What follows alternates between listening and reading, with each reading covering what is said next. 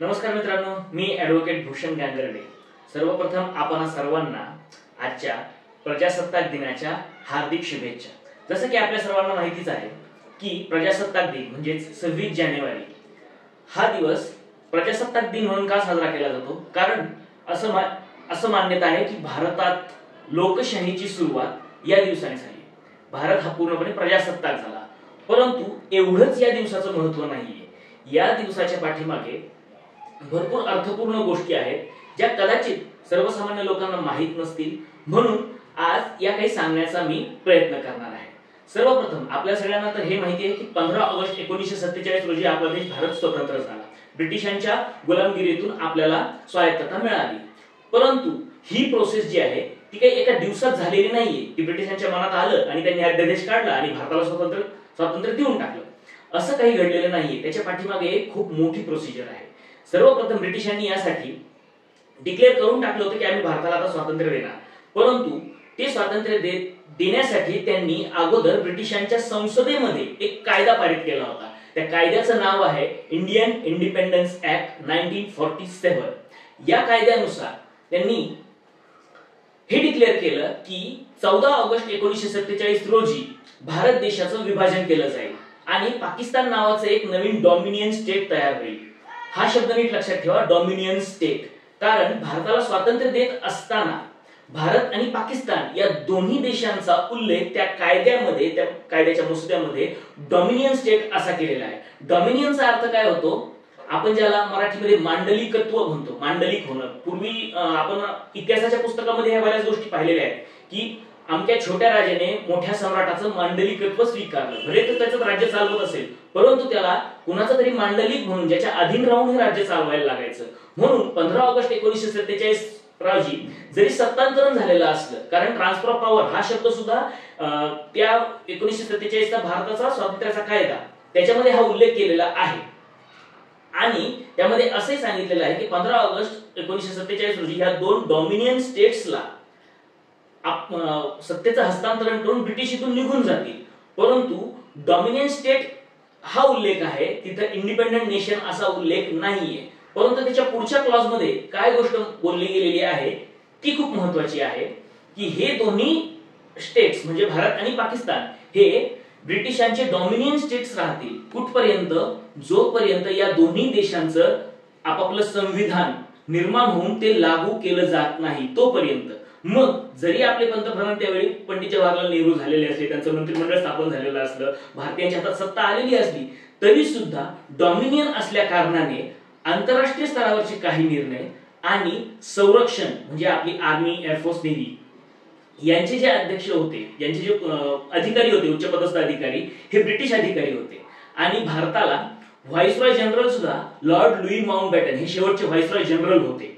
परंतु पाकिस्तानने मात्र हे ऍक्सेप्ट केलं नाही। हा वेगळा विषय की पाकिस्तानचे व्हाईसरॉय जनरल हे मोहम्मद अली जिन्नाच राहिले होते, परंतु पाकिस्तानच्या आर्मीचे जनरल आणि भारताच्या आर्मीचे जनरल हे दोघेही ब्रिटिश अधिकारी होते आणि हे कुठपर्यंत राहणार होते? जोपर्यंत आपलं संविधान अस्तित्वात येत नाही तोपर्यंत। म्हणून भारताला संविधान तयार करण्याची खूप महत्त्वाची एक आवश्यकता होती, कारण पूर्णपणे स्वायत्तता म्हणजे ज्याला इंग्रजीमध्ये सॉव्हरेनिटी आणि मराठीमध्ये सार्वभौमत्व मिळवतो असं म्हटलं जातं। पण सार्वभौमत्व मिळवण्यासाठी भारताचं संविधान लवकरात लवकर तयार होऊन ते लागू होणं खूप गरजेचं होतं आणि याच्या हालचाली म्हणजे स्वातंत्र्याच्या पूर्वीच 1946 साली त्याच्या हालचाली सुरू झाल्या होत्या। आता आज जसं आपण म्हणतो की महाराष्ट्र, गुजरात, पंजाब असे जे काही स्टेट्स आहेत, राज्य आहेत, तर त्या काळी प्रोव्हिन्सेस आणि त्याला हिंदीमध्ये प्रांत असं म्हटलं जायचं, असे वेगवेगळे प्रांत होते आणि त्या वेगवेगळ्या प्रांतांमध्ये चालणाऱ्या त्यांच्या विधानसभा असतील, अशा प्रकारच्या काही सरकार चालत होती, म्हणजे प्रोव्हिन्सेस मध्ये सरकार चालत होती। आणि मग ठरलं असं की संविधान सभेसाठी हे जे प्रोव्हिन्सेस आहेत तिथलेच जे जनप्रतिनिधी आहेत ते आपले प्रतिनिधी निवडतील आणि त्यांची निवडणूक 1946 साली होईल आणि ती इनडायरेक्ट निवडणूक झाली। ती इनडायरेक्टचा अर्थ कसा की जसं आज आपण राज्यसभेचे खासदार निवडतो, ते कसे जे विधानसभेतले आमदार लोक त्या राज्यसभेच्या खासदारांना आपलं मत देतात आणि त्यातून त्यांची निवड होत असते, तशा पद्धतीने संपूर्ण भारतामध्ये 1946 साली ही निवडणूक झाली आणि त्या निवडणुकीमध्ये वेगवेगळ्या प्रांतामधून वेगवेगळे लोक या संविधान सभेसाठी प्रतिनिधी म्हणून निवडण्यात आले होते. त्यामध्ये डॉक्टर बाबासाहेब आंबेडकर होते, डॉक्टर राजेंद्र प्रसाद होते, डॉक्टर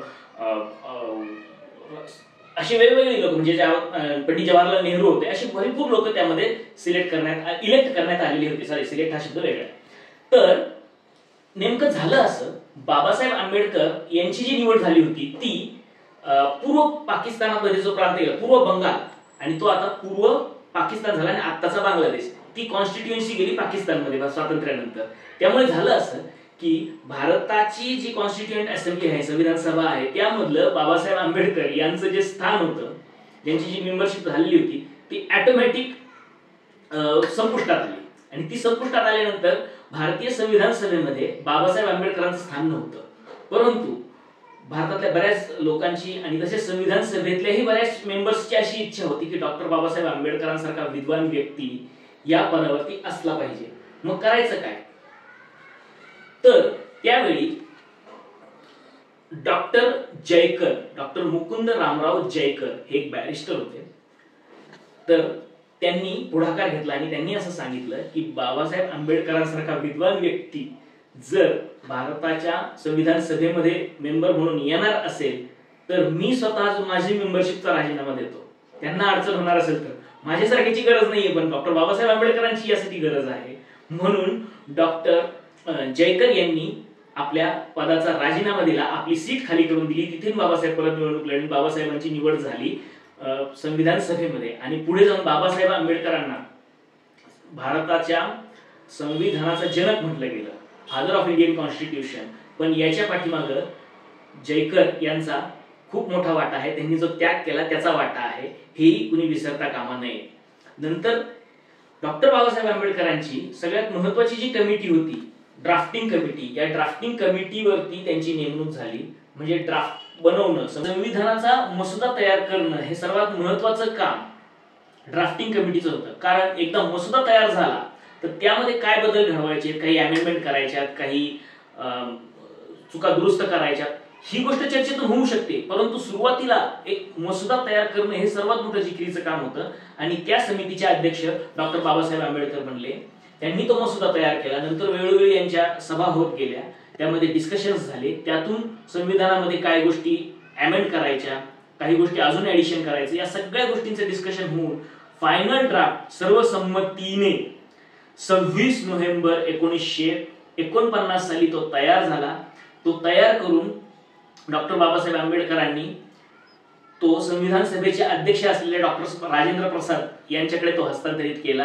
आणि नंतर डॉक्टर राजेंद्र प्रसाद यांची त्याच्यावरती सही झाली. आणि अशा पद्धतीने भारताचं संविधान 26 नोव्हेंबर 1949 ला अस्तित्वात आलं. म्हणून 26 नोव्हेंबर 1949 हा आपला संविधान दिन आहे. आणि त्यानंतर एक्झॅक्टली 2 महिन्यांनी म्हणजे 26 जानेवारी 1950 ला हे संविधान भारतात लागू करण्यात आलं. म्हणजे इथून पासून संविधान सुरू झालं, लागू झालं. म्हणून हा दिवस प्रजासत्ताक दिन म्हणून साजरा केला जातो. आणि या दिवशी भारताला पूर्णपणे आंतरराष्ट्रीय स्तरावर असेल किंवा आपल्या संरक्षणाच्या बाबतीत जे असेल ते पूर्णपणे स्वायत्तता म्हणजे सार्वभौमत्व हे आपल्याला 26 जानेवारी 1950 रोजी मिळालं. म्हणून माझ्या मते 26 जानेवारी 1950 हा दिवस भारताला पूर्णपणे स्वायत्तता आणि स्वातंत्र्य देणारा दिवस आहे. म्हणजे भारतासाठी हा दुसरा स्वतंत्रता दिवसच आहे असं म्हणावं लागेल. हे या दिवसाचं महत्व आहे, जे की कदाचित आपल्याला माहित नसेल. म्हणून ते हे संविधानाचं हे महत्व प्रजासत्ताक दिनाच्या या दिवशी आपल्याला सांगण्यासाठी मी केलेला हा छोटासा प्रयत्न आहे. आपल्या सर्वांचे खूप खूप आभार.